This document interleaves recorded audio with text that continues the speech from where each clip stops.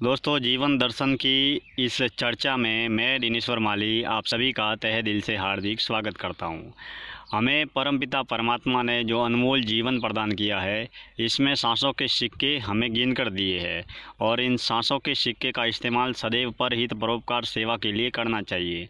अगर हम जीवन में कुछ अच्छे कार्य करते हैं तो उसकी सुगंध सदैव फूलों की तरह फैलती ही जाती है और जो सेवा की सुगंध होती है उसके माध्यम से ही हमें सुख, शांति, समृद्धि और आत्म आनंद की अनुभूति होती है।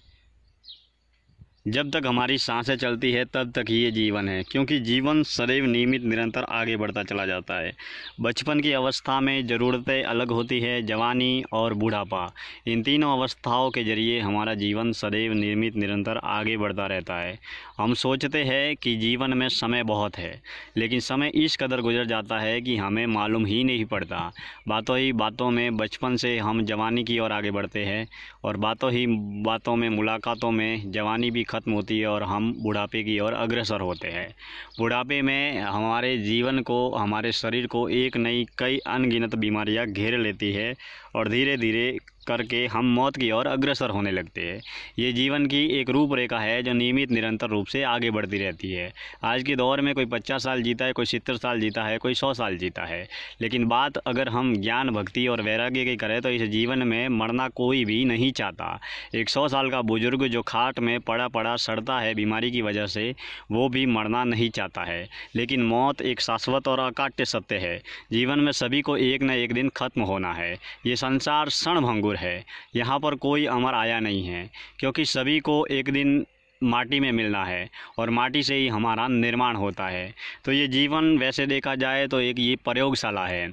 अगर आप जीवन की पहचान करना चाहते हैं, जीवन को जानना चाहते हैं, तो मैं इस उदाहरण के माध्यम से इस जीवन की कल्पना को आप बहुत बेहतरीन तरीके से समझ सकते हैं। जिसका मैं एक उदाहरण आपको देना चाहूँगा कि आप अपने घर में जिसका भी निधन हो चुका है, वो आपके दादा दादी भी हो सकते हैं, आपके मम्मी पापा भी हो सकते हैं, उनकी तस्वीर को आप घर में जाकर एक दिन हाथ में उठाकर उनको वंदन करना और वंदन करते हुए ये कल्पना करना कि जो भी आपके घर में जिनका, बड़े बुजुर्गों का जिनका भी निधन हो चुका है, उनके निधन के बाद, उनकी मौत के बाद घर में किसी बुजुर्ग की तस्वीर को हाथ में उठाकर आप ये सोचें कि उनके जाने के बाद आपके घर में, परिवार में कौन सा काम रुका, और एक दूसरा प्रश्न अपने आप से ये करें कि वो अगर इस जीवन से चले गए, अपना जीवन पूरा करके चले गए, तो उसके बाद में वो अपने साथ में क्या लेकर गए। यानी कि इस दुनिया में कोई भी जाता है या निधन हो जाता है तो कोई भी साथ में लेकर नहीं जाता है। हम भले ही लाखों करोड़ों की धन दौलत इकट्ठा कर ले, हम इस दुनिया में बहुत कुछ कर लेवे, लेकिन साथ में कोई नहीं जाता है। साथ में केवल पाप और पुण्य, हमारे कर्म ही हमारे साथ में चलते हैं। तो हमें जीवन में सदैव आगे बढ़ने के लिए, इस जीवन के कल्याण के लिए नहीं, इस लोक के कल्याण के लिए नहीं, परलोक के कल्याण के लिए भी हमें सदैव अच्छे कार्यों के जरिए जीवन में आगे बढ़ना चाहिए। जीवन कभी भी रुकता नहीं है। सांसों के सिक्के परमपिता परमात्मा ने हमें गिन कर दिए हैं।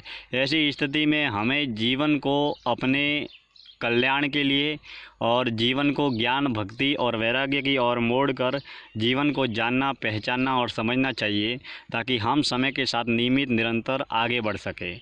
कई बार हर रोज़ की तरह सूर्योदय होता है और हमारे जीवन में सूर्योदय तब होता है जब हम जगते हैं, जब हमारे दिल और दिमाग में ज्ञान, भक्ति और वैराग्य की ज्योति जलने लगती है, तभी हम अपने जीवन में आगे बढ़ते हैं। तो फिर आइए एक सकारात्मक सोच के जरिए हम अपने आसपास एक अच्छे वातावरण का निर्माण करें। अपने जीवन को सेवा, सुगंध, परहित, परोपकार के माध्यम से गुलाब की तरह महकता हुआ जीवन बनाएं, जिससे हमारे जीवन का भी कल्याण हो, औरों के जीवन का भी कल्याण हो और इस मुट्ठी भर जिंदगानी में हम सदैव नियमित निरंतर रूप से आगे बढ़ते रहे। इन्हीं मंगल कामनाओं के साथ जीवन दर्शन में आज इतना ही। मैं दिनेश्वर माली आप सभी का तहे दिल से हार्दिक आभार व्यक्त करता हूँ। जय श्री कृष्ण।